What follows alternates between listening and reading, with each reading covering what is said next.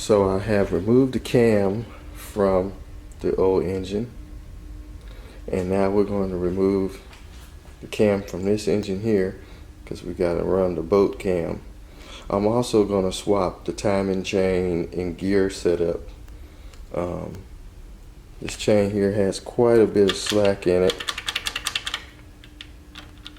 and the one we took off the old engine, it was nice and tight. So I'm gonna go ahead and get this stuff off of here and get it swapped. I already got the surface all clean, ready for the heads. We also got to remove the lifters, which I'm going to run the lifters that came off of this cam, which is good. We're going to run the lifters that ran on this cam in this engine. So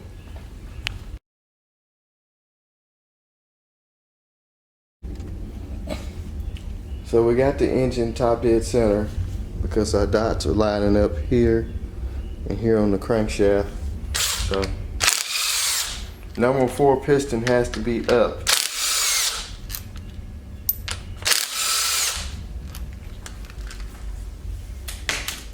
I already removed the lifters. That chain just came right off of there. That was easy. Now your dots have to be lined up on your balance shaft also. You have to time it, which that one is a little bit off. I don't know if you can see that dot right here. There's there. But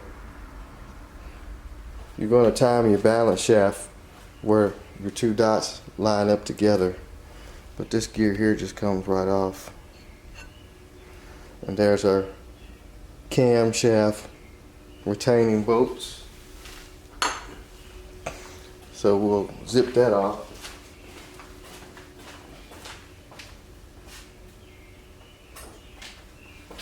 This engine is really clean. All but the coolant side, which I flushed out the block. It's not the right size. Thought it was.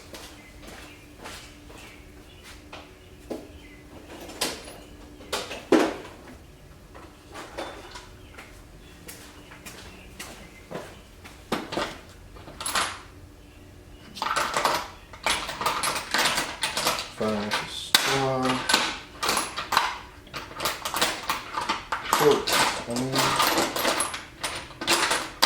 Somewhere in here.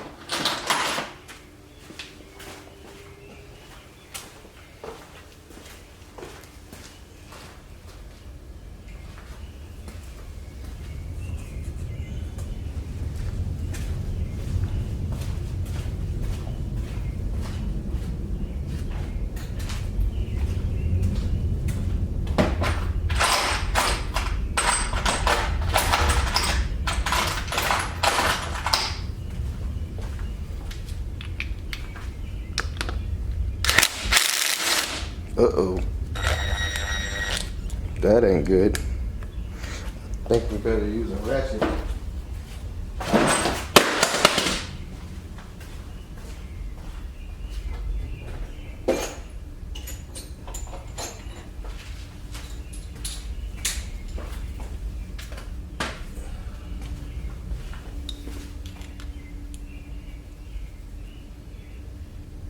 Ah. That wasn't good at all.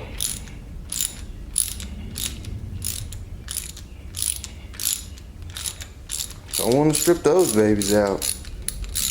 We'll never get them out of there. And also we got to change the freeze plugs. Put the brass ones in. Since this engine is going to be running in water, you have to run brass freeze plugs, but you don't have to run them where the oil returns are, like here, because there's no water going to be there. And also on the back of the camshaft and the balance shaft, you don't have to change those freeze plugs. Now the cam is ready to come out gently.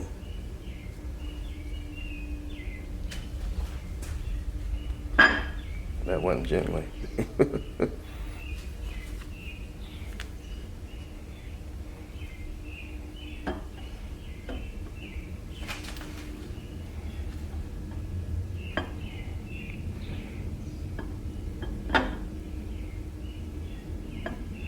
Try not to scratch the bearing surface.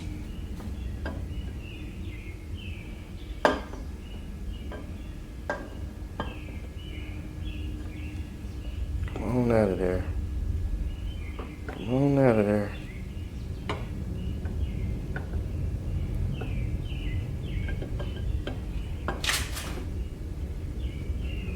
Gently. Gently. We're out. That's a good looking camshaft.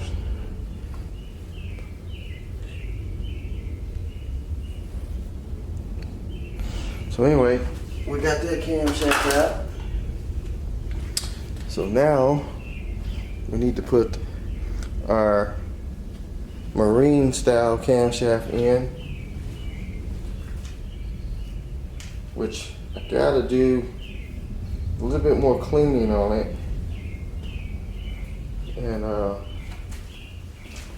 be able to get it in there.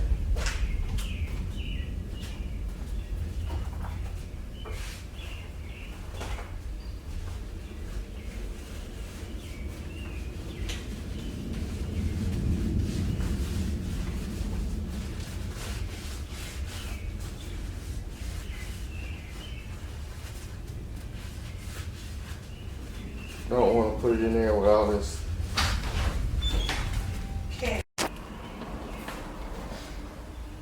Alright.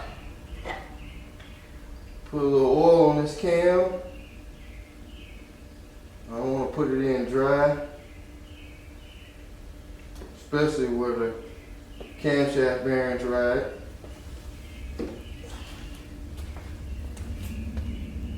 We are ready to go in.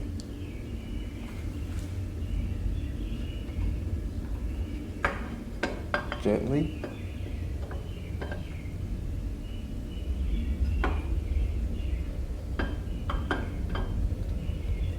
So much for gently, huh?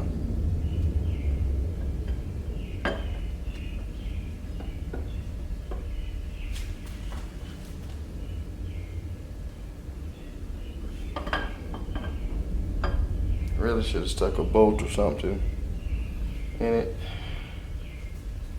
because now I can't get it to pick up. Been a while since I messed with camshaft. Bear with me.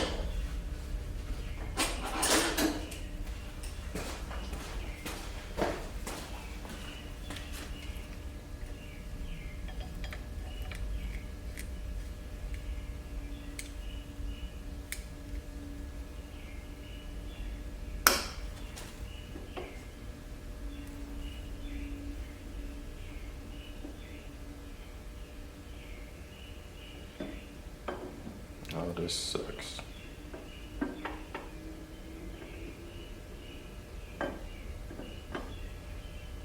Yeah, it's in there.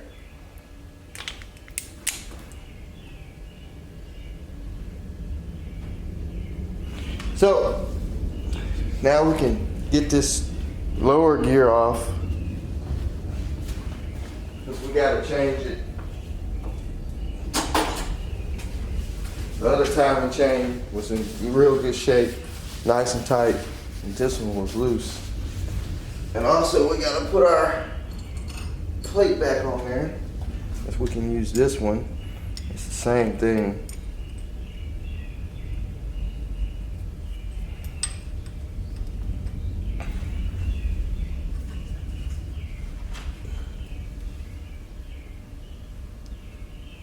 It looks like these screws had a little Loctite on them.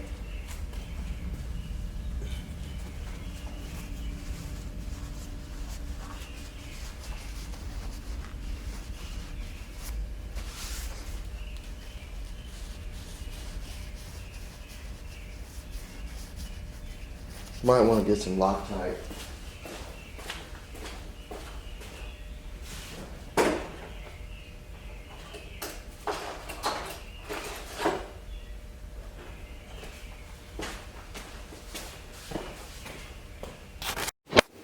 Alright, let's pull this gear off of here.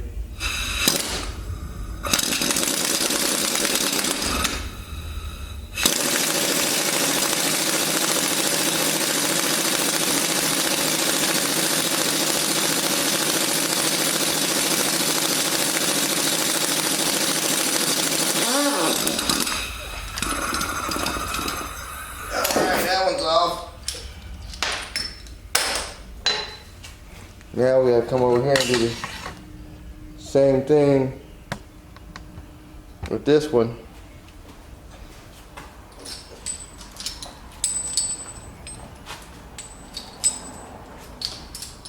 Zip that back right quick.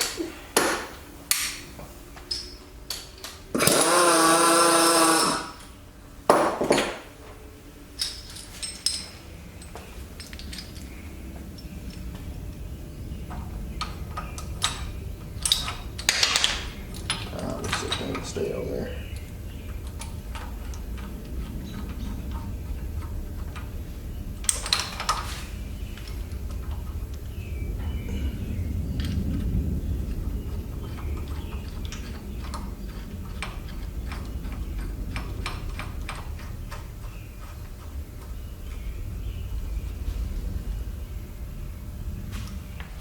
Should come off there fairly easy.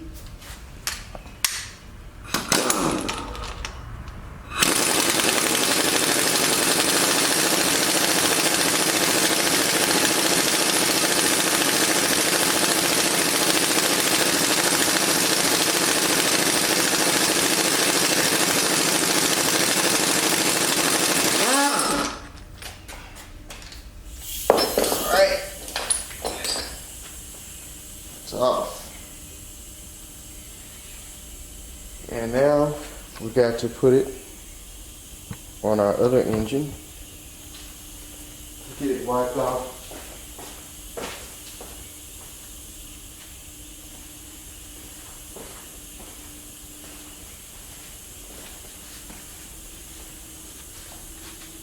Should be right. Slid up on there pretty easy. Just gotta tap it the rest of the way.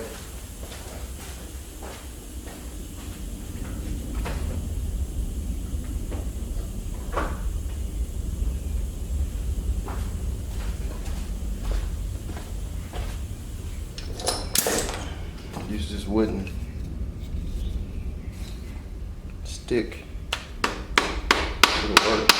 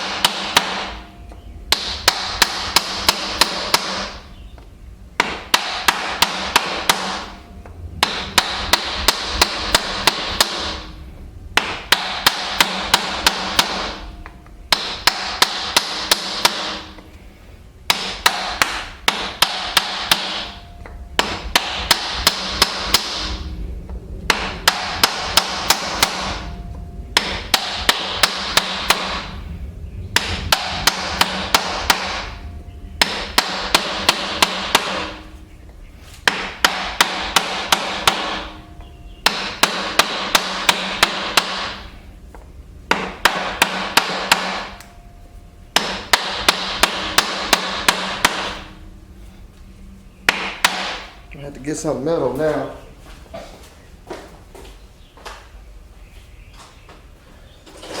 Don't want to damage the gear.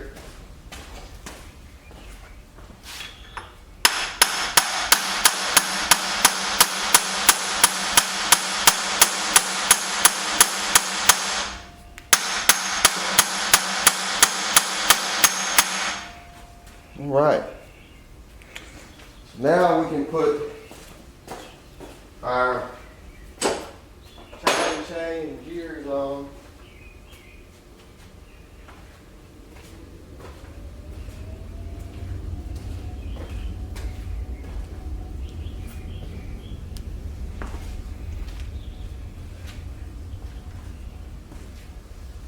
Everything is just covered in so much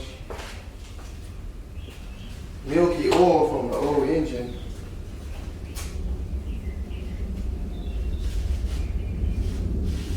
Now for some reason this one don't have a dot on it to line up the balance shaft. That's strange.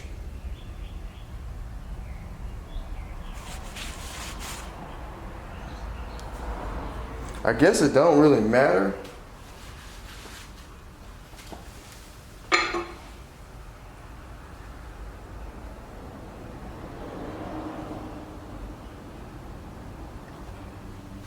I don't understand that, but the one that came off this engine, it has a dot.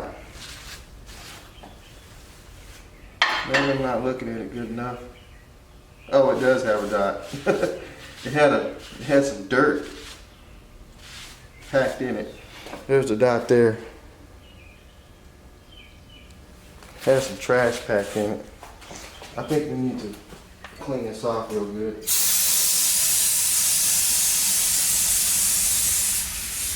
was fixing to say it. You just slap it on there.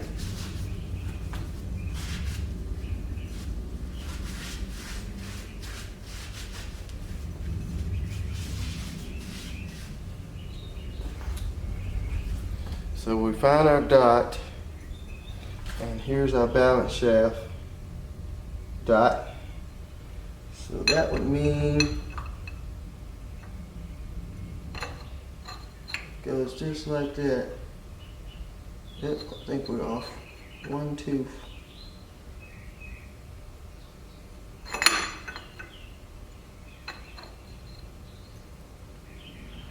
That should be it. Right there. So the balance shaft is in time with the gear. You can see the 2 dots. So we got to put our timing chain and gear on and tighten it up, and we should be good to go on that. Let's see.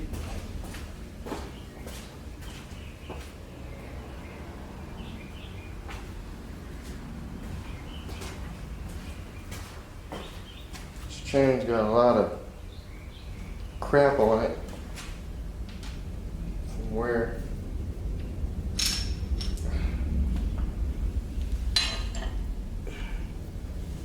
it's in the other engine. Well, I couldn't see the mark on it. It's covered in crap.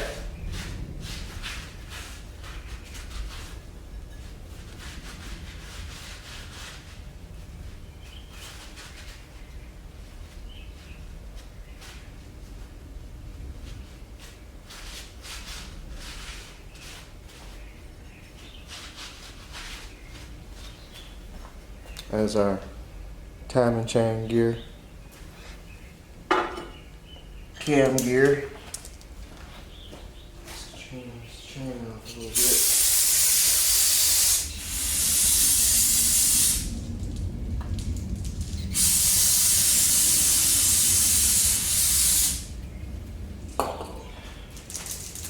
I really hate they left the other engine open like that and it got rained in.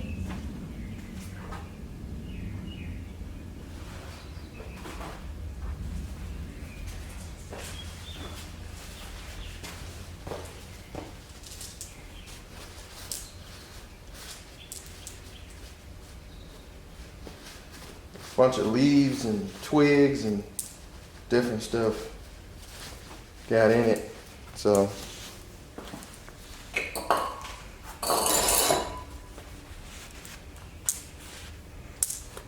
Got all over the timing chain.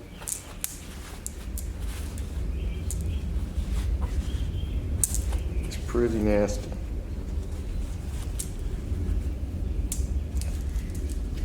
All right, so let's put our timing gear on. We gotta line the dots up.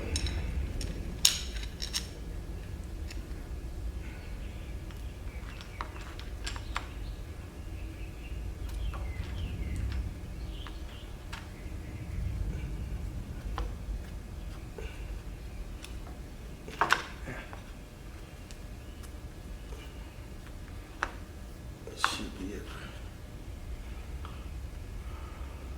Something's not. It's not right there. This is not. Looks like the cam has slid back.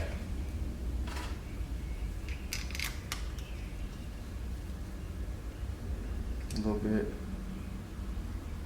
There we go. There we go.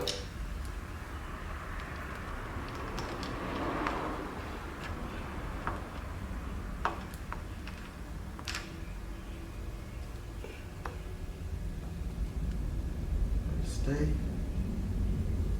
Let's put a bolt in it.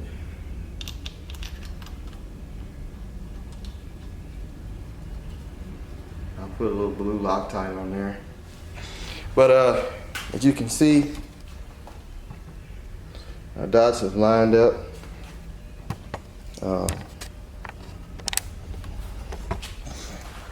So what I'll do is I'll get a little blue Loctite, put on these screws. That'll keep them from backing out. I would use red, but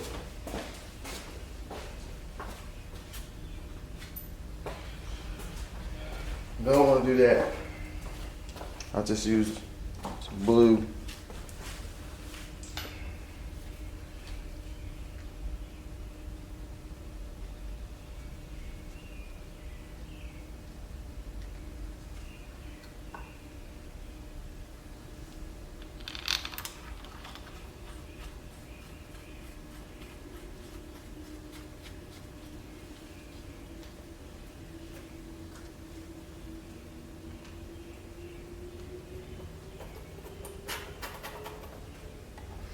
Side of it. Have to go get some more. So I gotta do the other one. But just to show you how it looks, I'm gonna get some more blue ran out. But anyway, so see how tight this chain is compared to the other chain? The other chain has some slack in it. That one's nice and tight. So everything's lined up. The balance shaft's time, timing chain's time. We just got to put the lifters back in it. Put our retainers that holds the lifters down, which is these plastic runners. The lifters just slide into the hole, and they basically, I'm going to use the lifters out of the other engine. They basically just sit inside of there, and they're roller lifters. So we get those back in there, and we'll get the cover on, take the oil pan off, put a new gasket.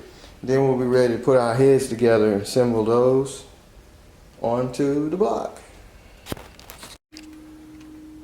Alright, so what I'm doing is grinding the valves so it can seat in the heads. So basically what I do is just put some grinding compound on the seat of the valves, and I basically just stick it in the hole with the grinding compound.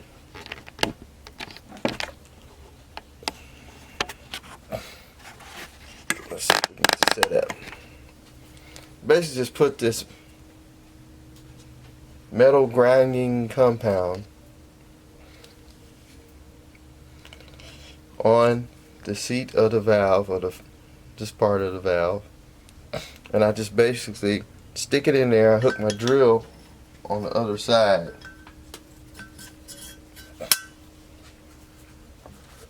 Or you can buy one of those. They have like a thing specifically for the valve. It's just like a suction cup, and it sticks to the face of the valve, and you can just grind it that way. Turn your head upside down, I believe. But I always use this good old drill, and I slide it onto the valve stem. I kind of put it on low speed and just turn it while it's cutting the seat, and it's matching the valve to that seat. So this is one of the intake valves, I believe. So what I'm gonna do, just gonna put some on here. Now it comes with coarse and fine. So what I'm using is the fine kind. I guess I got it all right. Kind of looks upside down in the camera. I'm basically gonna slide the valve in. Hook my drill.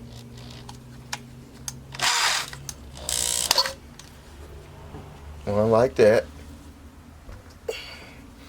Now this is the way I do it. I mean, this is the way other people do it. I know a lot of other people do different things when they're putting heads together, but I know you can use a drill. Put it on low speed. As I'm turning it, I'm gonna kind of pull back a little bit. Put a little pressure on it. That'll help grind that seat out.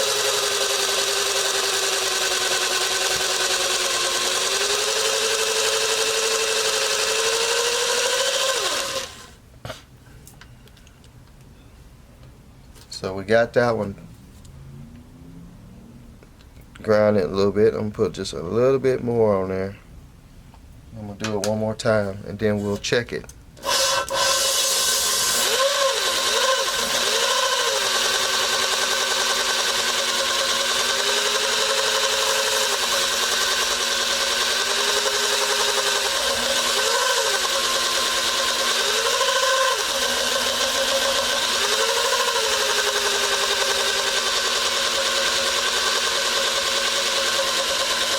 Alright, so then what I do, take it out, clean off the grinding material with a paper towel.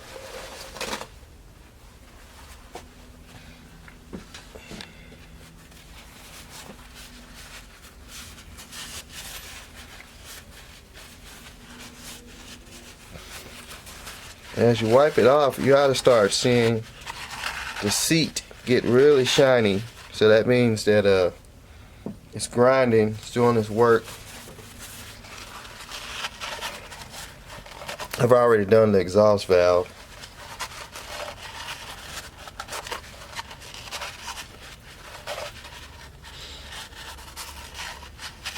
You want to get all that grinding material out of there. You can use brake cleaner.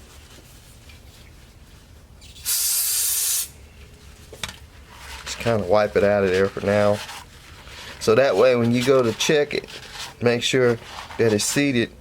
You don't have nothing that's going to stop the valve from seating all the way. So then what I do, I stick the valve back in, and I'll take a flashlight. What I'll do is I'll hold in on the valve as tight as I can, and I will look either through the intake hole or the exhaust hole for any light shining through. That's the method I do. What I normally do will turn the light out in the shop. Now pull in as tight as I can, and I will shine the light right at the seat of the valve, right on the underside of it. So I will shine it here, and I will look. Actually, I gotta turn it backwards. I'll shine it right at the valve like that, and I'll look through the hole for any light shining through. Like I said, I'll hold in on it tight, which is hard to see, so we'll turn the light out.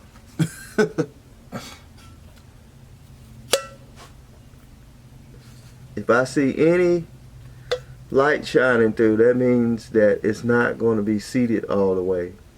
I mean, of course you got spring pressure that will draw it in tighter, but as I'm turning it,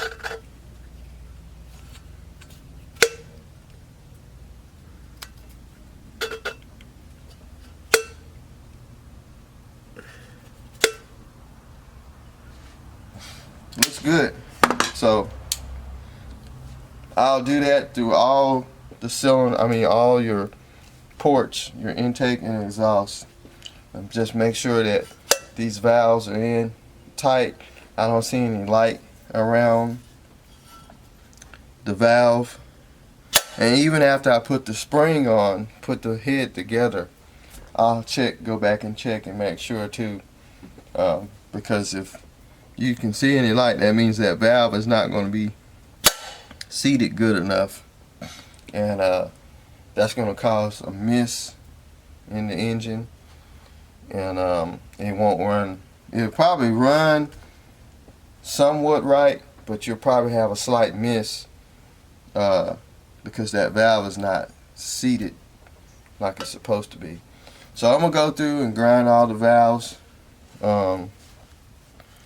get all the seats cleaned up, and then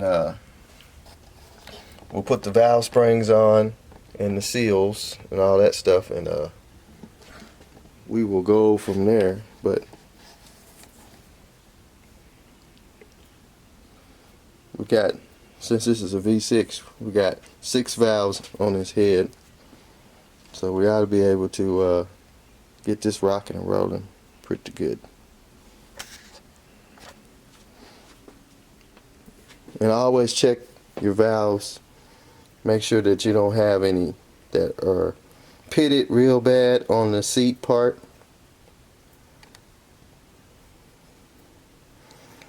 Kind of hard to focus in on it. You want to make sure that you don't have any pitted valves or they're damaged where they go into the seat of the head.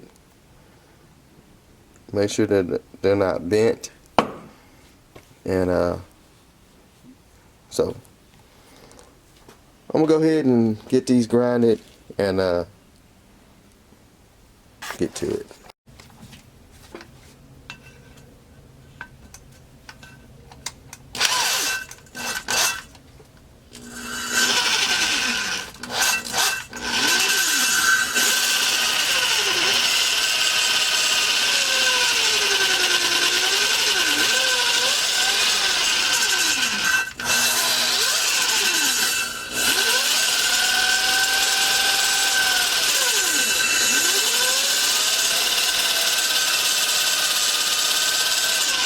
Thing about grinding valve seats, if you get new valves, you want to seat them to the new, you want to get the head seat grinded for the new valve.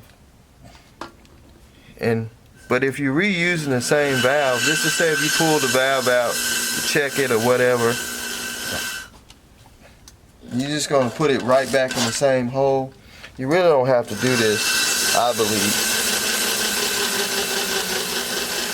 But if you get new valves, or you accidentally take the valves out, don't know what hole it goes in, you're probably going to have to go through and seat that hole for the new valve, because that valve has been working back and forth in the head all, you know, for a long period of time. So it's already, that valve is seated for that particular hole. Then you go through and get another valve, new one, or swap the valve for another hole. So you're gonna have to seat that valve for that hole.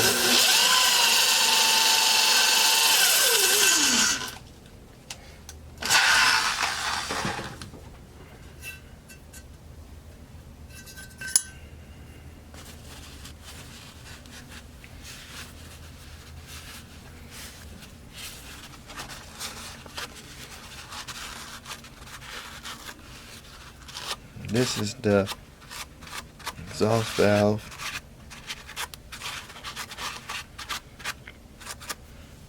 Make sure we get that cleaned out real good before we check it. So it's not like every time you take the valve spring loose, you gotta reseat it, because you can replace valve seals with the heads on the engine in the car or boat or whatever. And basically your air pressure, you have to have an adapter to screw into the spark plug hole, and air pressure will hold that valve up while you do that. But still, that valve is mated to that hole in the head. So shouldn't have to seat it. So what I do is take my flashlight, because doing this, it makes a big difference. It is a big deal. I always open it up just a little bit, and I slam it closed and hold it tight. See if I see any light around that valve. Even I'll turn it some too. So that one's seated. And make sure you keep all your valves in order what hole it goes in, because that valve has been seated for that. So let's go down to the next one. Get all this grease off of it. Kind of a time-consuming job, but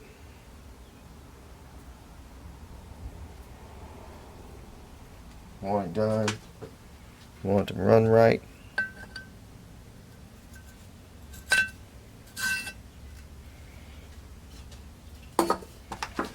What happened was the machine shop I took the heads to, he took all the valves out. I really just wanted him to check them for cracks, but he ended up taking all the valves out, and then he wanted to charge me an arm and a leg to seat the valves and do all that stuff, and I can do this myself. So then he just threw all the parts in a box. So I didn't know what valve went to what head or nothing.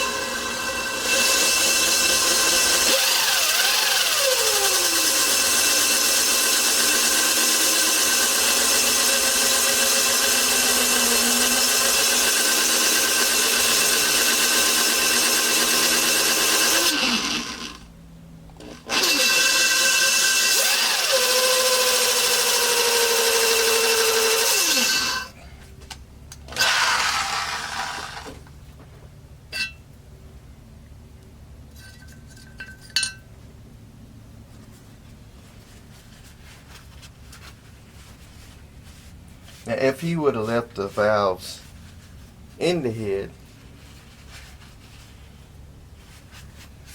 I would have been able to know which hole they came out of.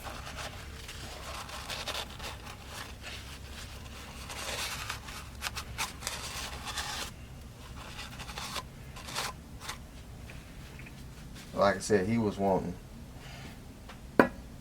almost $400 to check to well, actually he's wanting $400 to check the heads, redo the valves, seals, And I was like, no, you just check the heads. He's like, oh, I already took them apart, so you might as well let me go ahead and finish. I was like, no, I can do the rest. So he just threw all the stuff in the box.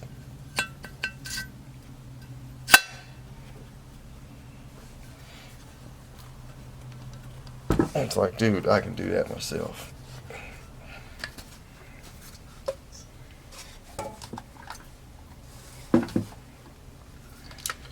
So, go through, check it. Kind of hard to see. Let's turn the light out.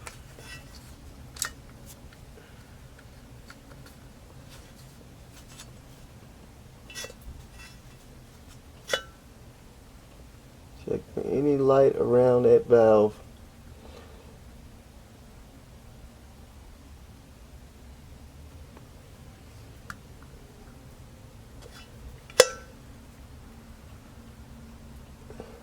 That was good. So I'm gonna go ahead and finish this out, and then we'll get ready to put the seals and valve springs on.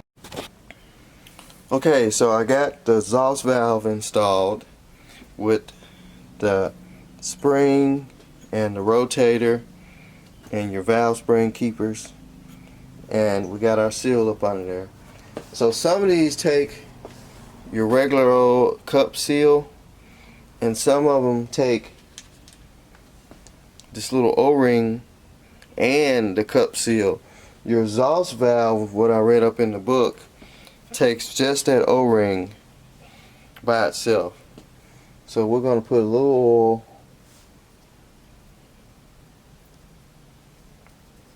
on our seal. I already put some oil on the valve stem, just a little bit, so it won't be dry inside of the valve guide. Put our seal on.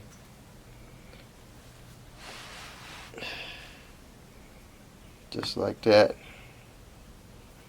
Smush it down as far as you can with your fingers, and then take a socket,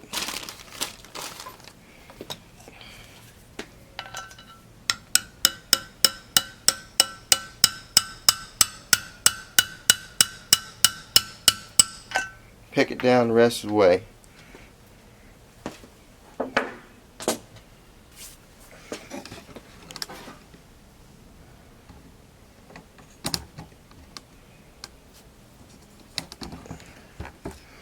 Now our seal's on there. So we got this little O-ring they're saying it's supposed to go on that groove up under where the valve stem cup seal goes. I mean, actually, take that back. It goes in the groove up under where your valve stem keepers go.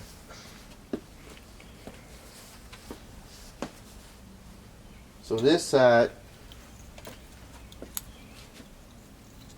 which is your intake, it uses just the spring, the cup, and this little, what do they call that?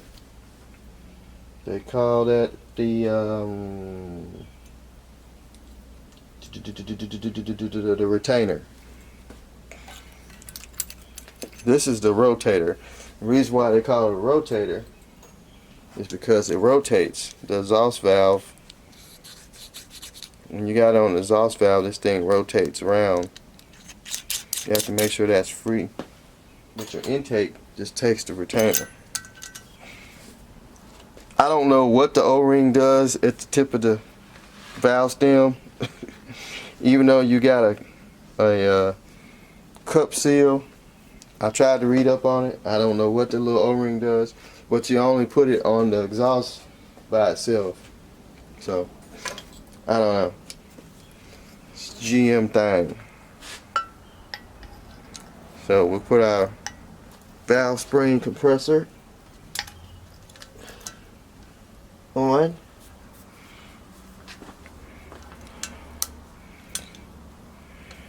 Because actually when you compress this down, the seal actually moves that O-ring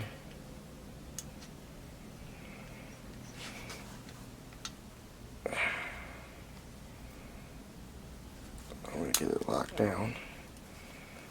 So I got the valve stem compressed in. We got our valve spring compressor on.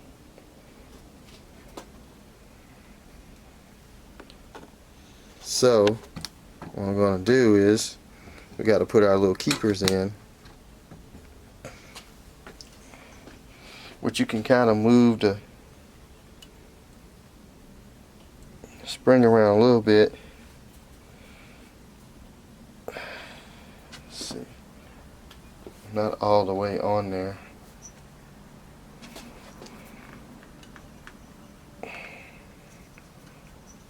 Let's see what the difference is. Not all the way on the valve spring retainer. Scoot up a little bit.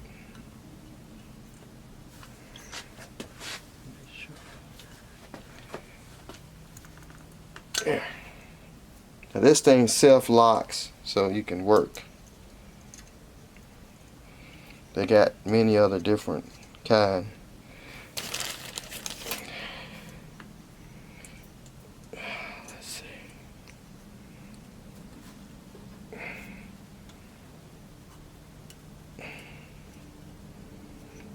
Getting that other one there is a job.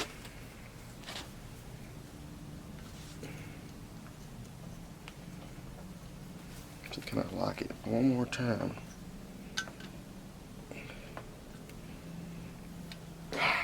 Don't want that spring to come off, because if it comes off, your retainers are going to be gone. I've lost some in the past like that. And your keepers. So take the screwdriver, just barely tap down on it.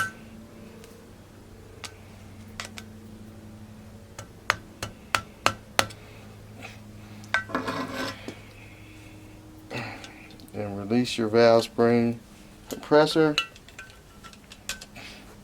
Then what I normally like to do, after I get them in there, I just take the hammer and just kind of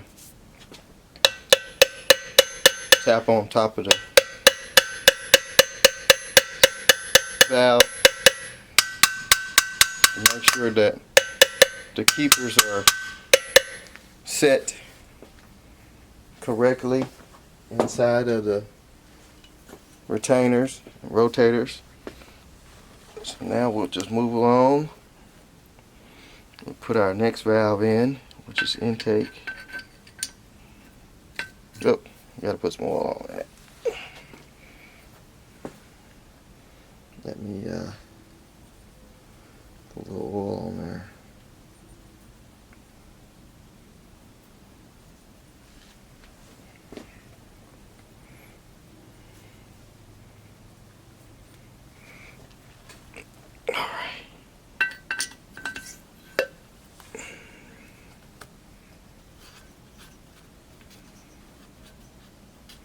And make sure there's no trash up there where that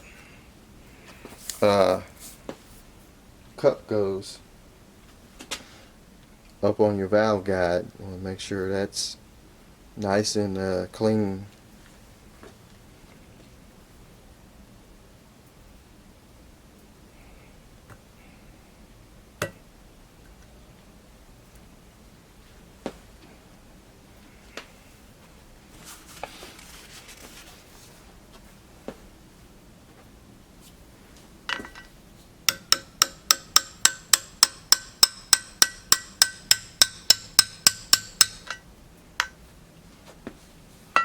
Make sure that valve is all the way closed. There we go. Alright, so we'll get our next setup. We'll put our O-ring on, which makes no sense. They say put it in that groove of the valve stem, so I say it don't make no sense to me. Thing moves once you press it down. This is where it gets tricky because I gotta slide the head out.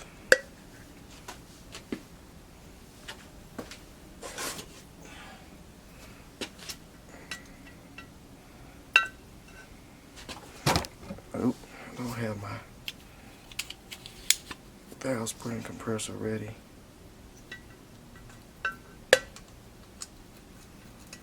Make sure you get that up on there all the way.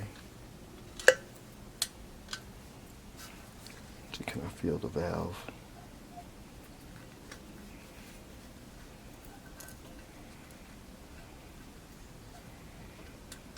Should be it there. This sucks.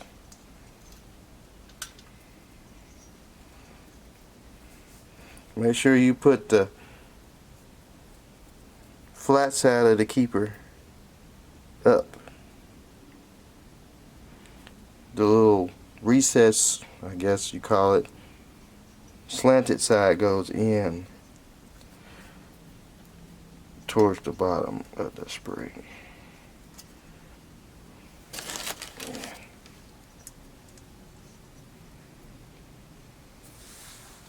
Can I get this to lock? Oh, dropped that one. But I see it, so we'll just grab another one, don't matter. We're not compressed all the way down. I don't know if I'm on the valve all the way or not. I can't tell what's going on up under there. Oh yeah, I am.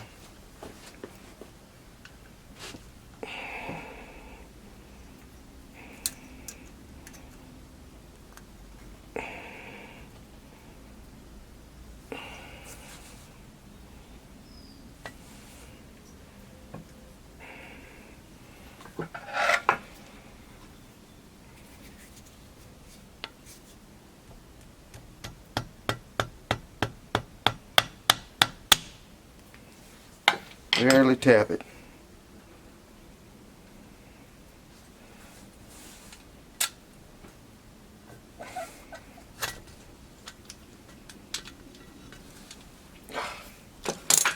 All right.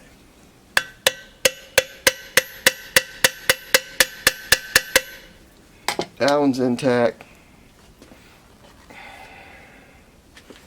We're looking good. We're looking good.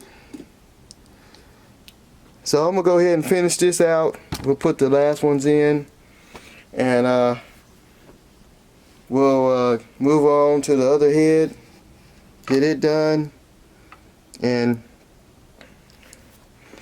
we'll be ready to put these heads over on the engine and get them all torqued down, and should be ready to put our intake and stuff on. So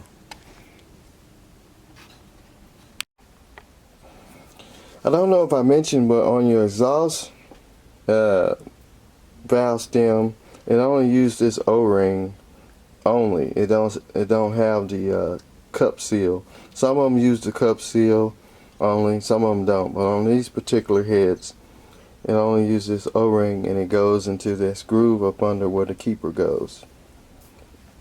And then you put your spring and your rotator.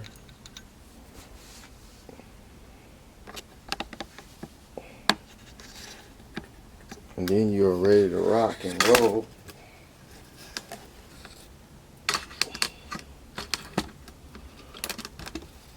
I'm putting the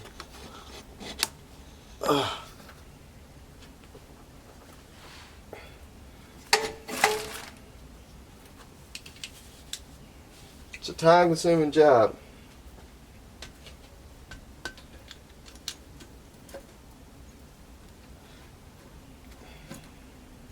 I mean, if you don't have the right tools to do it and you don't feel like fooling with it, machine shop would be the best bet for you.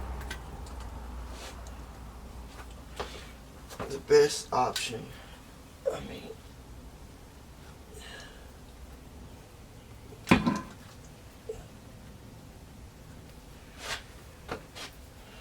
Me, I like to do stuff myself.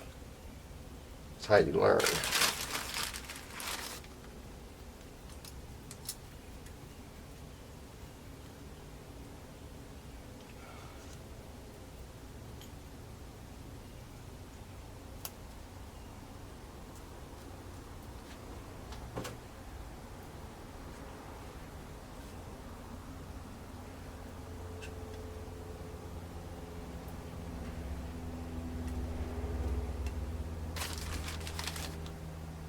And save money, of course.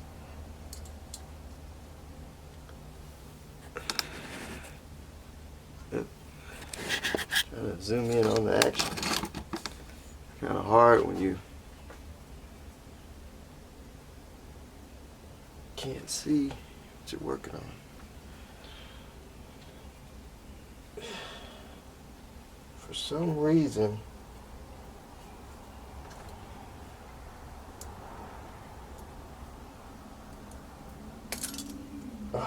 no, I didn't. Drop that one down in there. The ones on the inside are kind of hard to get to.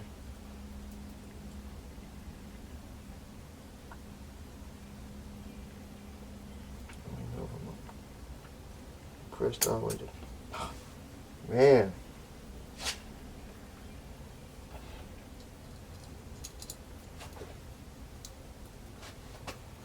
Yeah, the ones on the inside are kind of tricky.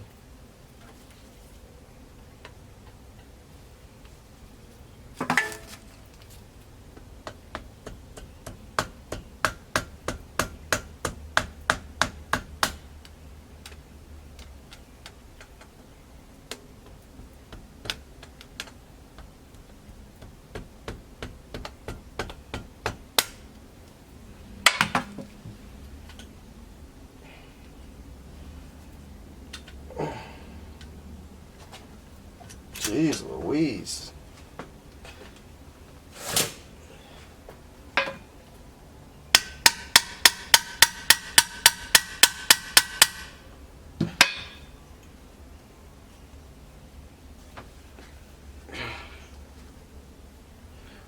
All right, so 2 more and I'm done.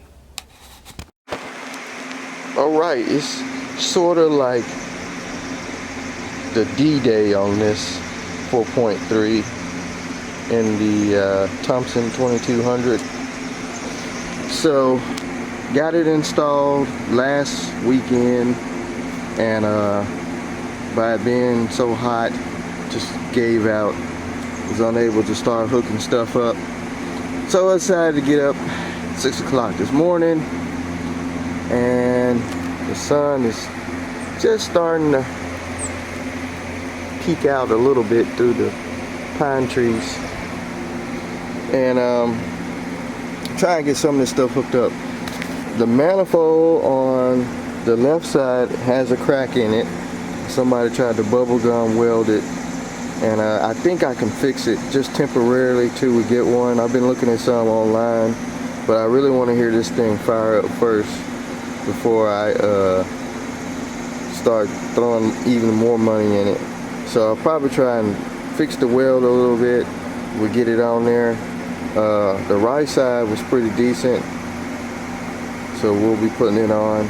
We'll try and get everything hooked up. I had to go with an Ellerbrock carburetor, so hopefully the linkages will hook up. I did find one, a quadrant jet on Marketplace a guy has, that actually that's what this engine came with. And it don't have all the electrical plug-ins on it as the 80s cars had up to the 90s. They had the quadrant jet with the little sensors and stuff on it. So if I can't get everything hooked up, I'm probably just gonna go buy it anyway. He only wants 50 bucks for it. He has a bunch of them. So anyway, just got the power steering hooked up.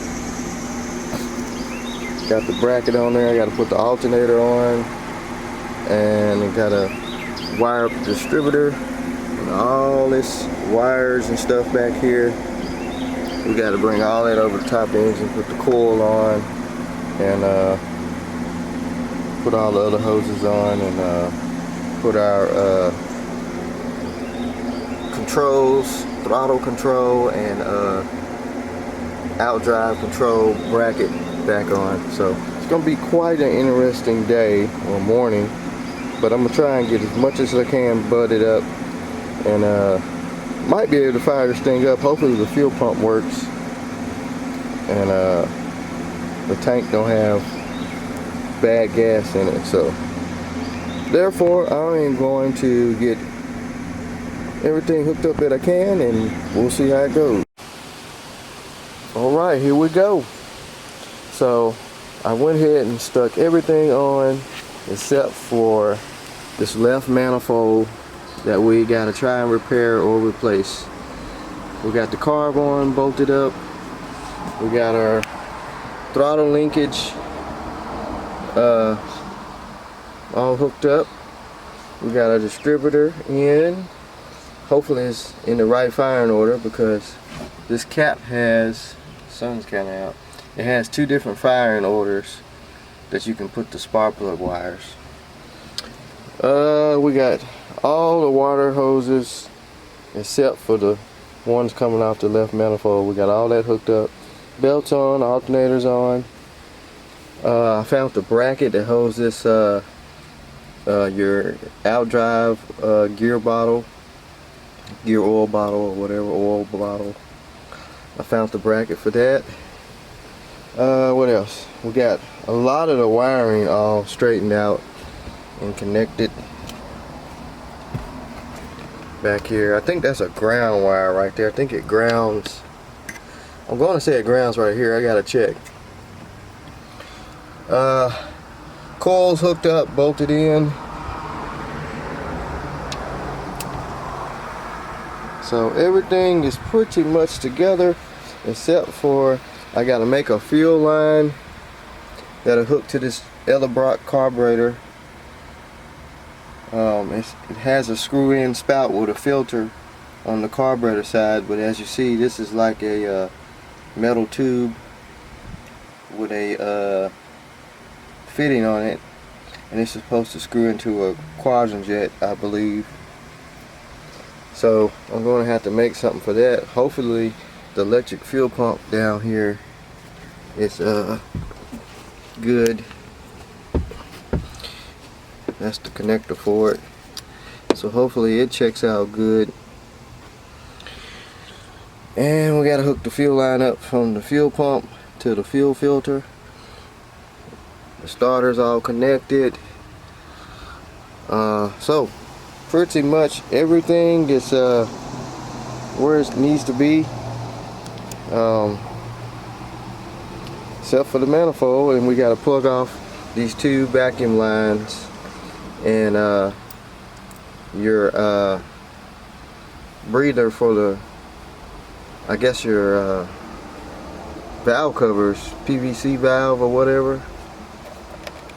I don't know if this is the PVC valve, or I don't think these have PVC valves. I have to look up, see how the system is. We gotta do something about that. But anyway, it's looking like an engine, so hopefully it runs good and no overheating. Oh, we gotta put oil in it too. I gotta get some oil. And then after all that, it has two pumps down here. I think this is the one they were actually using. The other one up under the engine, they had the hose off of it. So this one's all wired in. We got to make sure that's going to work too. But that's later. So I'm going to see, can I do something with that manifold, and hopefully I can. If not, I'm probably just gonna order one anyway, but I'm gonna try and weld it up a little bit where it won't be leaking in the exhaust. So, and then we'll go from there.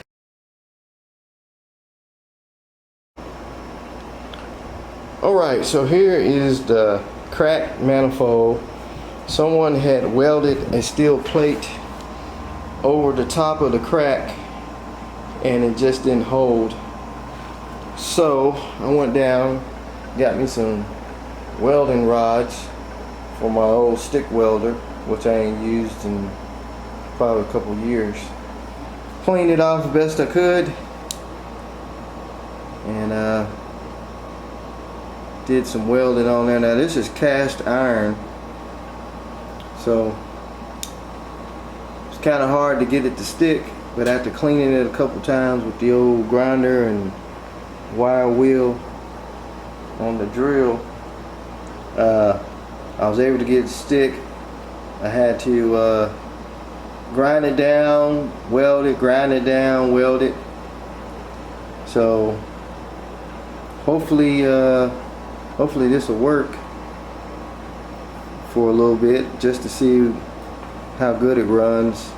I'm still going to get a manifold for it. I just don't want to spend the money right now. I want to really hear it fire up and run, and make sure the outdrive and everything works good, and then we'll start dumping loads of cash in it. But yeah, got this thing welded up. Looks better than what they did, and we'll put it on there and see. So I got the manifold that I repaired back on, and I'm going to put some oil in it and turn it over just to see how well it turns over. And I really need to check and see if we got any fire. Like I say, I know nothing about the ignition system on this boat. I know nothing about the engine that I got, other than it looked real good inside. It's supposed to be a low miles engine, which I believe it is. I know nothing about the outdrive system on this boat, and I know nothing about the cooling system in the outdrive, as far as the impeller in the outdrive unit or the water pump on the engine. So I know nothing about the fuel system, the fuel pump, or the Ellerbrock carburetor that I installed. So it's like it's a mystery with everything. But we got some rain coming through, so I'm gonna go ahead and put some oil in it. I got the water running to the outdrive. I got the ears on it, and I got the water on. So when we bump this thing over, if the impeller is good, it won't mess it up, which I'm going to check and replace. I just want to see if it's going to turn over and if we got any fire. Like I say, I know nothing about it, so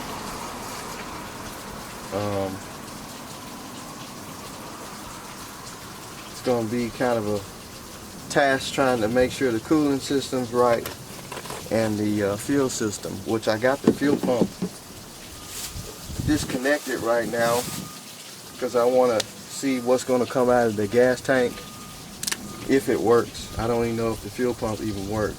So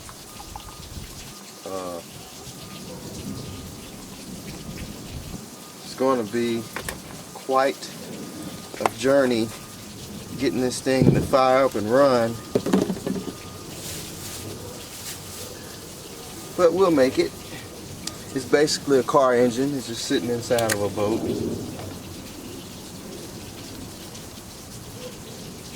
I kind of know about the ignition system. I know that the gauges and stuff kind of work.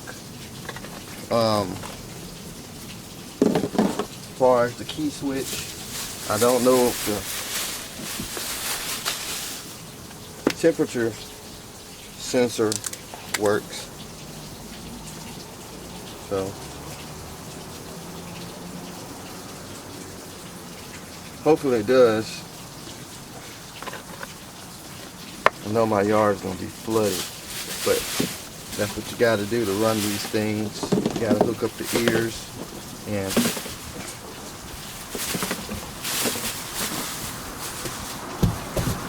so I'm gonna hook the battery up.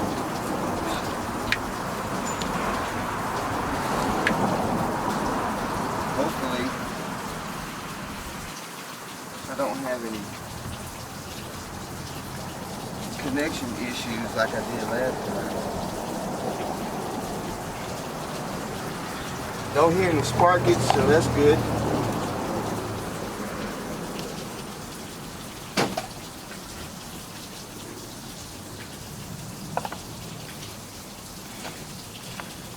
Take this off, take this off. I didn't bring any starting fluid, but I don't really want to make it hit off. I just want to turn it over. These cylinders are dry. Everything is dry. So I don't want it to fire up. Let me see, can I get up here to the captain's chair?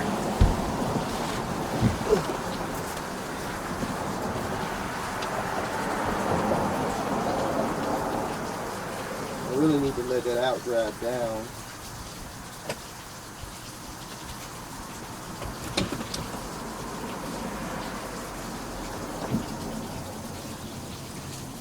Key is on.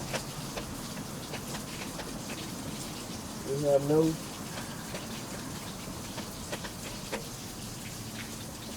firepower.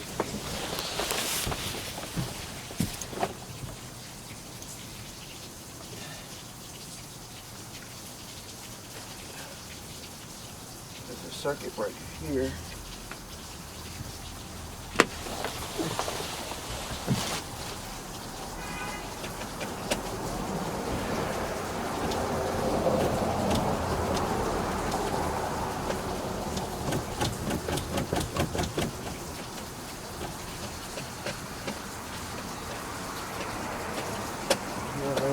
No power for some reason.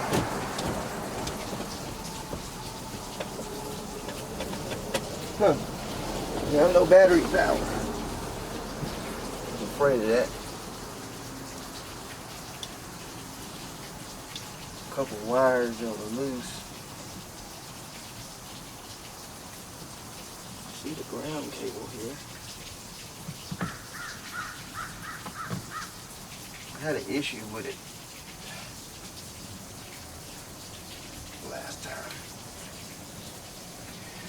So I hate it's gonna be today. No power.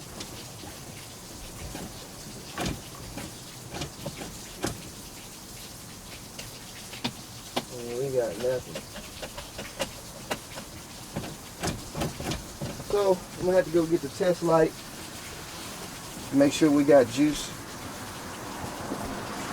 going to everything. Probably have to redo this ground wire. I believe it's not getting the ground, but we'll get the test light and we'll see what's up.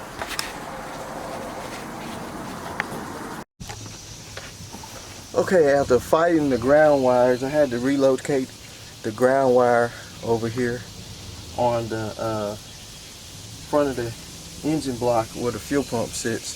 For some reason I wasn't getting the ground where it was originally mounted in the back. So I got dash lights. Let's see will it turn over. The dash lights kept flickering every time I moved the cable. I had to clean the connections on the battery. It's all kind of stuff. But let's see.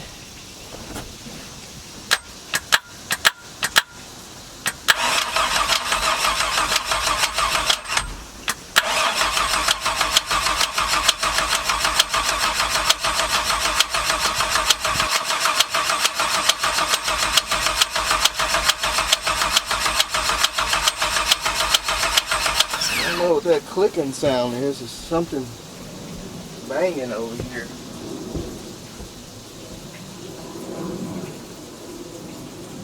Could be the starter. Got a loud clicking sound.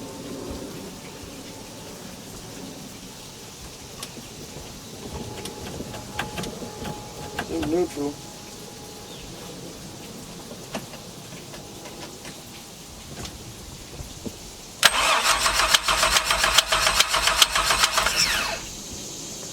I don't know what that is.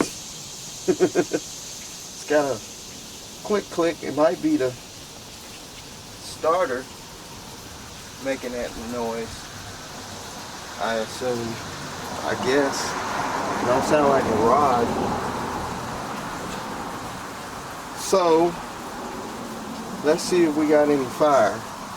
At least I know that much. And the full spark plug wire on this thing is a nightmare on M Street. It'll be hard for me to see.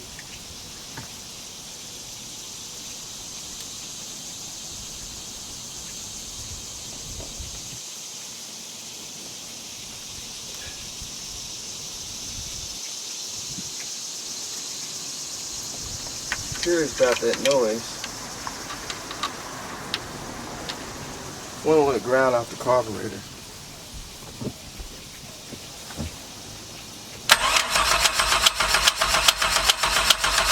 We got fire. I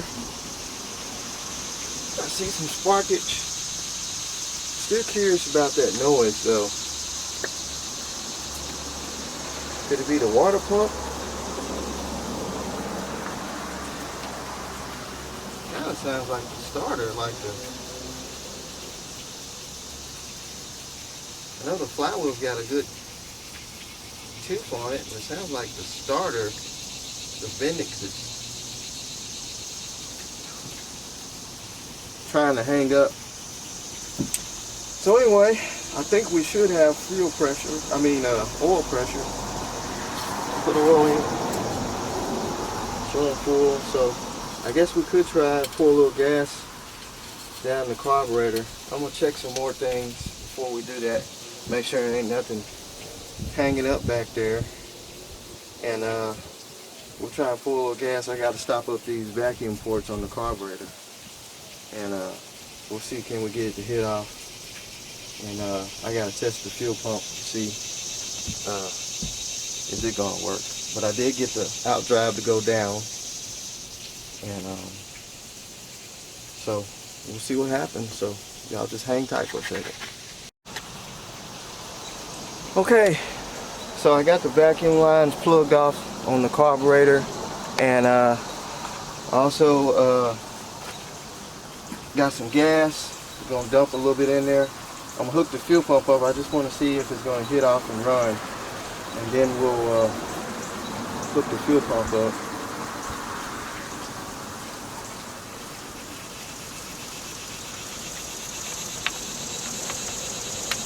Hopefully we won't have no backfiring issues.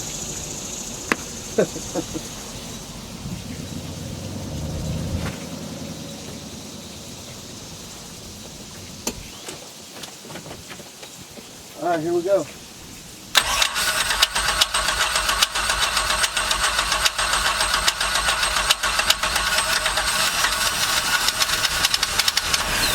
Almost.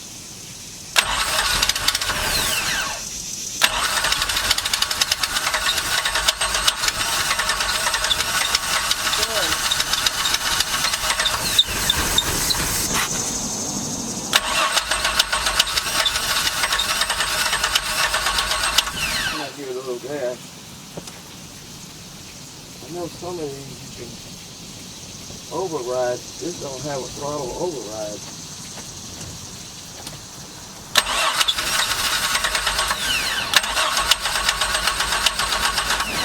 And we know it hit off.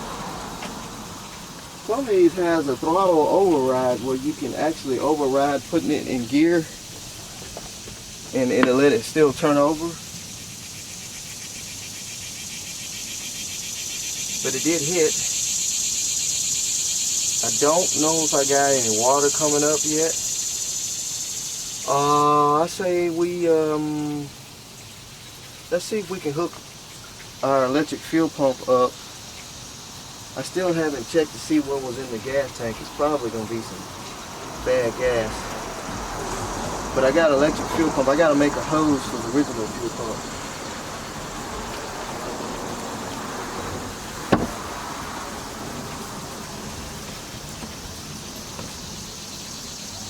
Which I tried to find a fitting that'll fit this and screw into the Esp.4 carburetor, but I couldn't find them. So I hate to cut this tube, So I'm gonna try and make something, another tube that has a hose on it that can connect to the carburetor. I really don't want to destroy that, because if I want to go back with the original carburetor, then I have to buy that tube. Let's just see if the fuel pump even, I don't know if I can even hear it.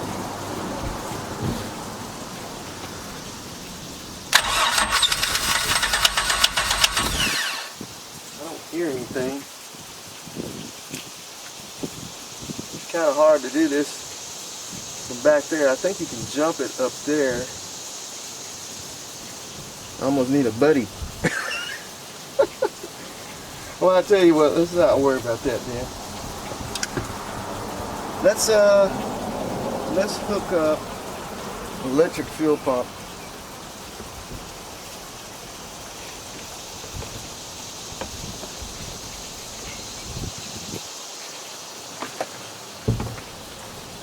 The old click clackster.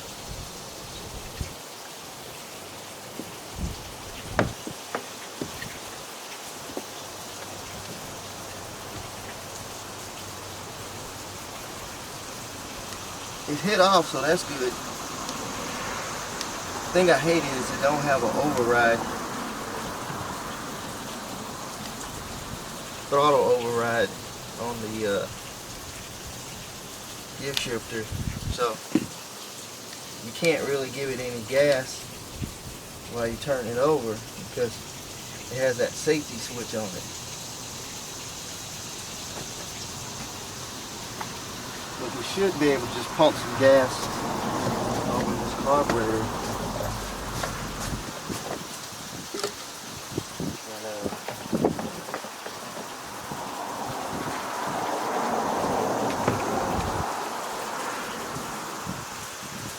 Fill the bowl up.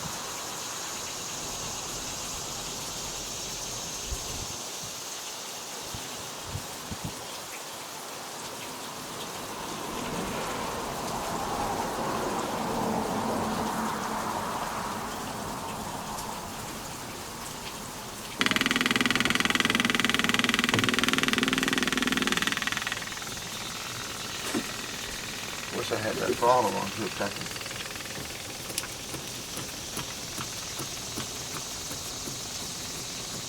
see what's going on in there.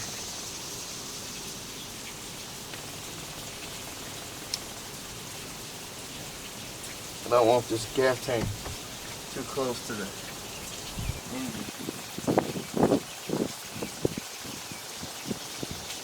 So let me pour some gas in there, raise the seat up in case it backfires.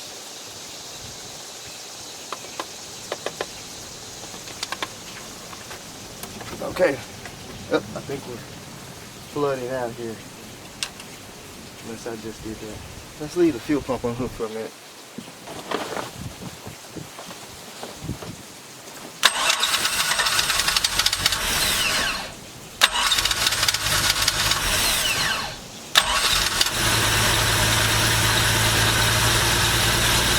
Sounds good.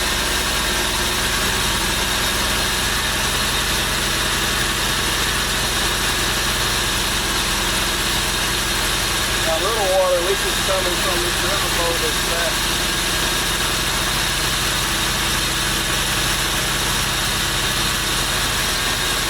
I mean, it's getting water up there.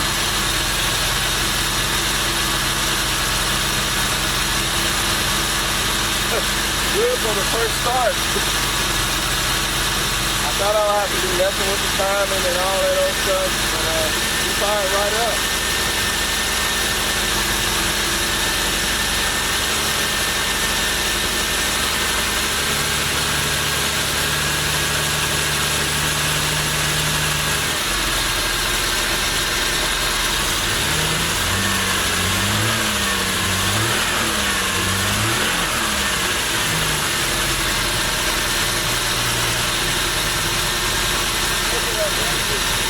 You got oil pressure,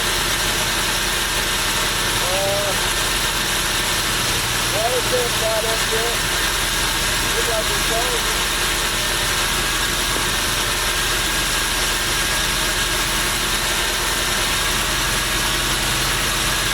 checking the water leak. So the manifold over here is cracked too. It's got a hairline crack in it. So I guess I'll be replacing both manifolds.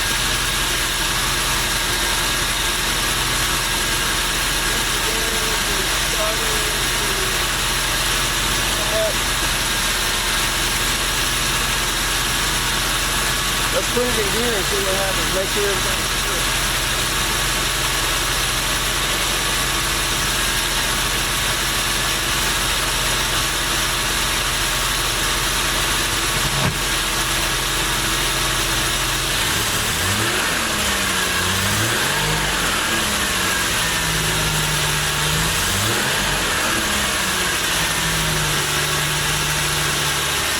Oh yeah, she sounds real good, boys and girls. I'll up a little bit too high.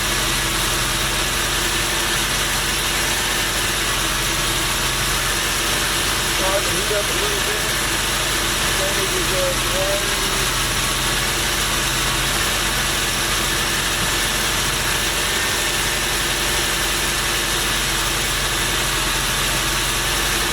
Yeah, 150.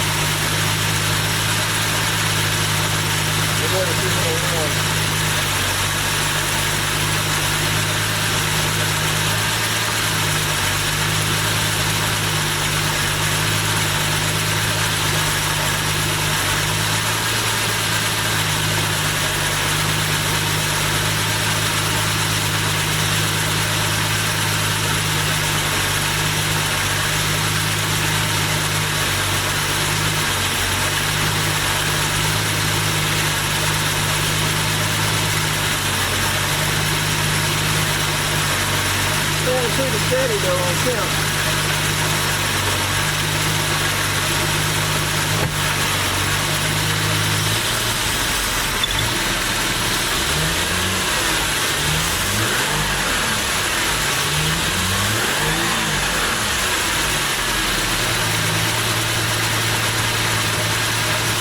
Oil pressure is we got about it's like 60 pounds of oil pressure. Good. I'll shut it off and see if it's done.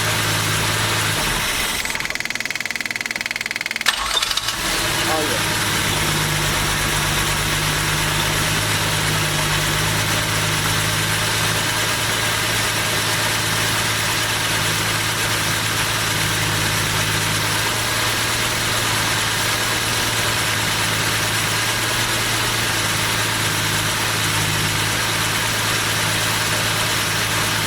Well, it runs.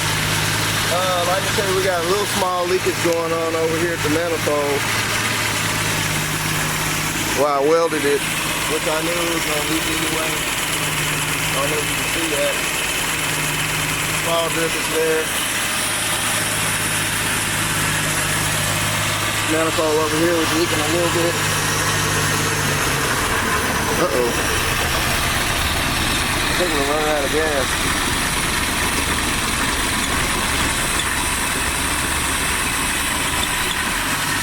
Yeah, the hose came out of the gas can.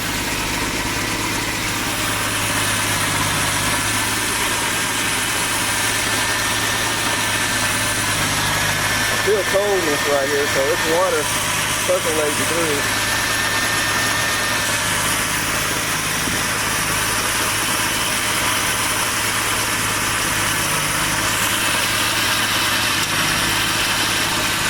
get some room in here. I can't breathe.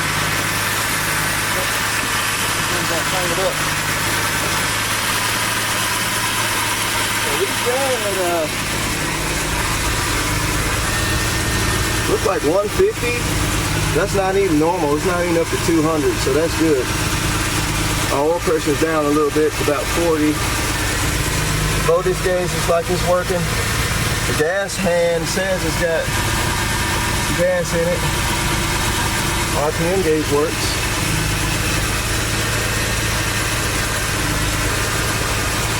So, yeah. I don't see anything peeling out everywhere.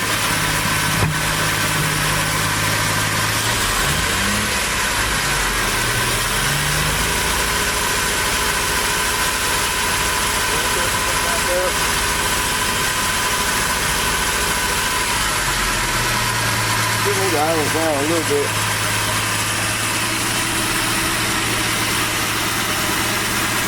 Let's go outside, down at the back and see what's going on. So I got it in here. Pop's turning. That pop has some chipped blades on it. It's no big deal. I don't hear any grinding in the outdrive, so that's good. We got water coming out of our bellows, exhaust bellows. Yeah, we are looking good. We're looking promising for the water pretty soon. A few more test runs in the driveway, we'll be good.